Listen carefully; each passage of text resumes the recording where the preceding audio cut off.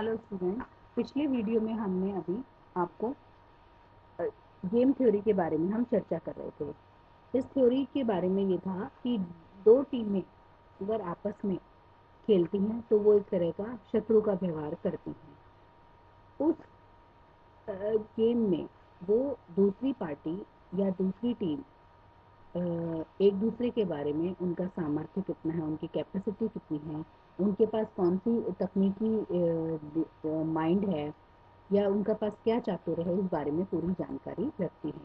ठीक इसी प्रकार से उनके सहयोगी, जैसे अपन ये सोचें फॉर एग्जांपल कि भारत और चीन की आपस में लड़ाई होने की, संघर्ष होने की आशंका है, तो उसमें ये देखा जाता है कि अमेरिका का या रूस का किसके, कौन से देश के प्रति सॉफ्ट कॉर्नर होगा और कौन से राष्ट्र के प्रति नहीं होगा और उसका क्या फर्दर इफेक्ट आएगा, ये सारे विषय इसमें गेम थ्योरी के अंतर्गत स्टडी किए जाते हैं।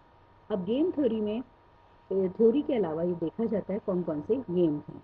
गेम का प्रकार जैसे शून्य जोड़ खेल कहते हैं। जैसे इसका अर्थ होता है कि इसमें संघर्ष का स्वरूप निर्णायक होता है।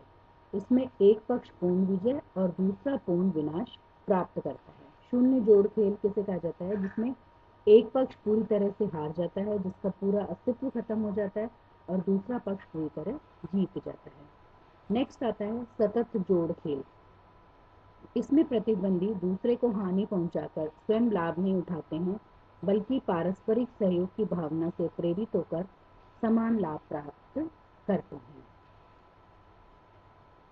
तीसरा है अशून्य जोड़ खेल। इसकी स्थिति दोनों प्रकार के बीच की है, जिसमें प्रतिद्वंदियों के बीच विरोध तथा सहयोग दोनों संभव हैं।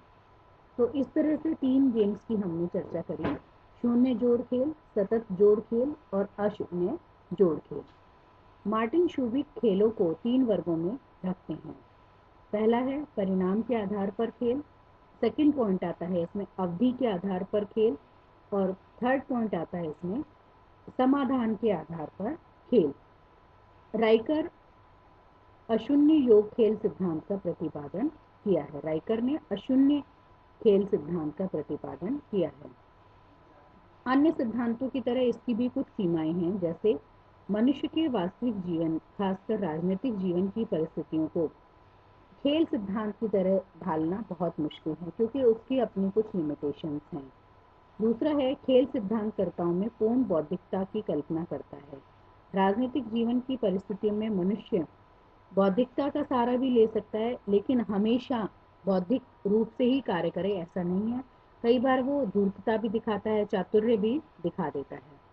तीसरी बात आती है इसमें कि खेल व्यू रचनाओं की तरह राजनीति में हम इतना बारीकी से, कई बार ऐसा होता है कि जैसे आपने एक तरफ हाथ बढ़ाया कोई मित्रता का, लेकिन इमीडिएट कुछ ऐसी बात उभर करके आई, वो मित्रता का हाथ पीछे खींच लिया जाता है। तो आप उसके बारे में ये नहीं कह सकते कि जो एक सूक्ष्म से सूक्ष्म योजना बना सके या व्यापक से व्यापक, क्योंकि हम उसके बारे में पूरी तरह से कंट्रोल्ड नहीं होते हैं, पूरी तरह से हम उसमें कल्पना नहीं कर सकते हैं।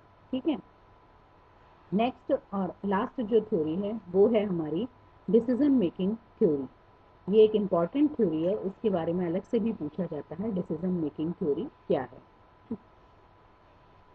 सेकेंड वर्ल्ड वॉर के बाद में अंतर्राष्ट्रीय राजनीति के अध्ययन के लिए कुछ ऐसे सिद्धांत या उपागमों को विकसित किया गया है जो अंतर्राष्ट्रीय राजनीति को कुछ महत्वपूर्ण पहलुओं के संदर्भ में समझना चाहते हैं, और इसलिए उन्हें अंतर्राष्ट्रीय राजनीति के आंशिक सिद्धांत के रूप में जाना जाता है।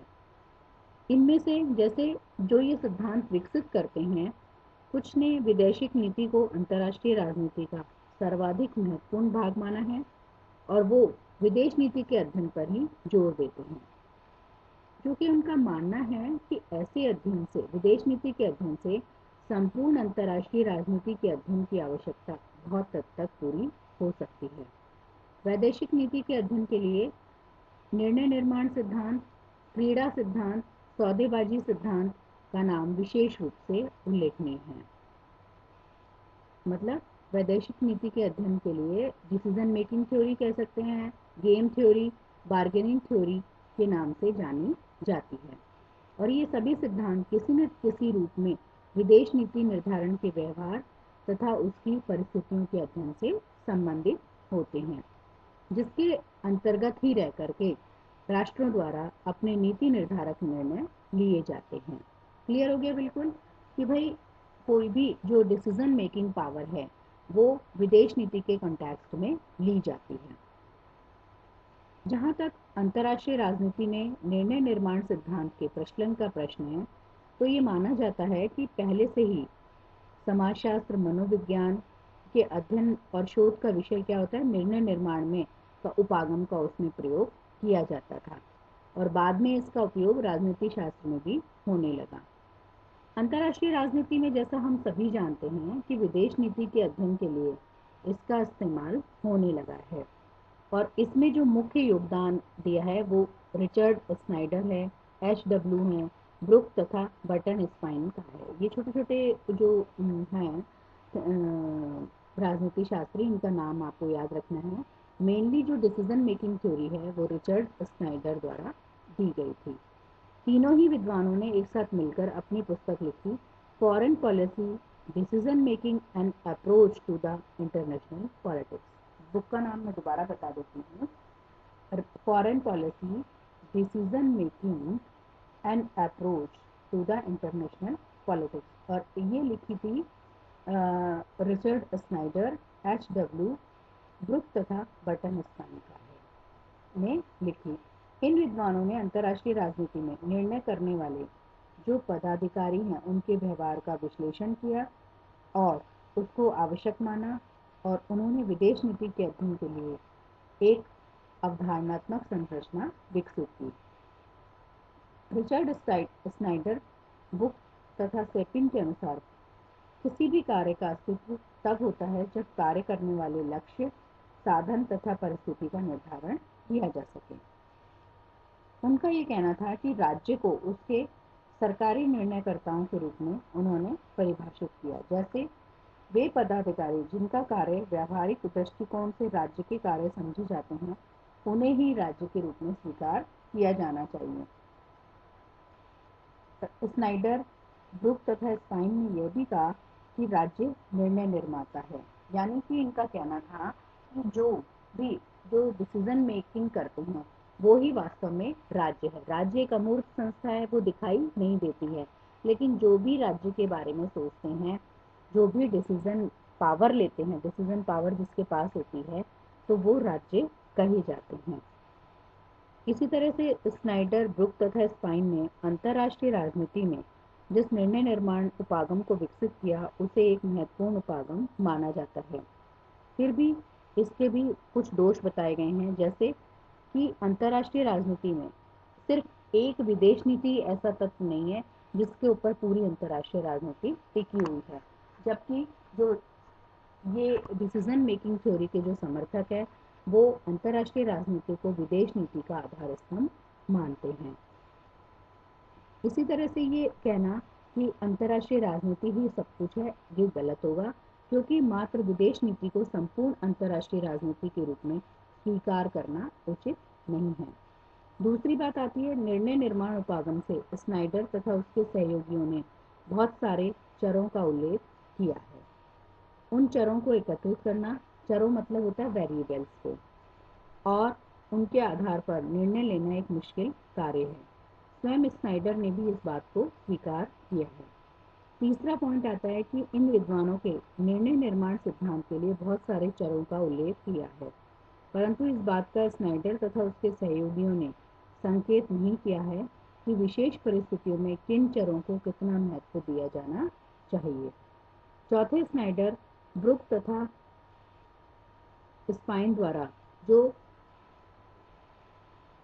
कार्य हैं, परिस्थिति हैं, योजना है, तभी काम में लाई जा सकती हैं जब वैदेशिक नीति के क्षेत्र में निर्णय ले लिए गए हों।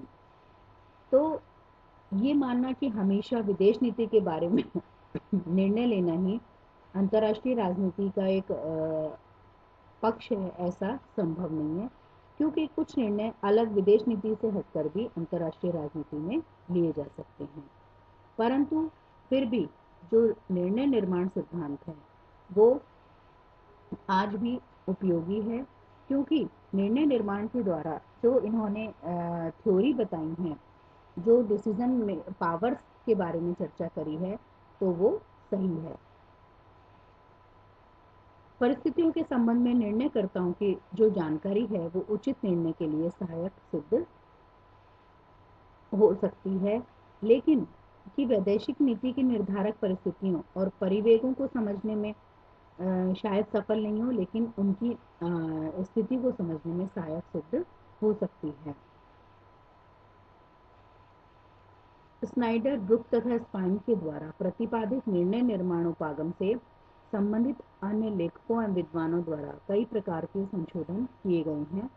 फिर भी इनके द्वारा प्रतिपादित उपागम को, जैसा कि रोजनाऊ ने कहा है, यह एक महान प्रति है और उनके द्वारा बताए गए चर को जो वैदेशिक नीति के निर्धारण के समय किसी न किसी रूप में ध्यान में रखा जाता है। तो इस तरह से हमने आज अपने वीडियोस के माध्यम से अंतर्राष्ट्रीय राजनीति के प्रमुख सिद्धांतों के बारे में चर्चा करी। क्या है उन सिद्धांतों में और क्या क्या कमियां हैं, इनके बारे में हमने समझने का प्रयास किया। Thank you.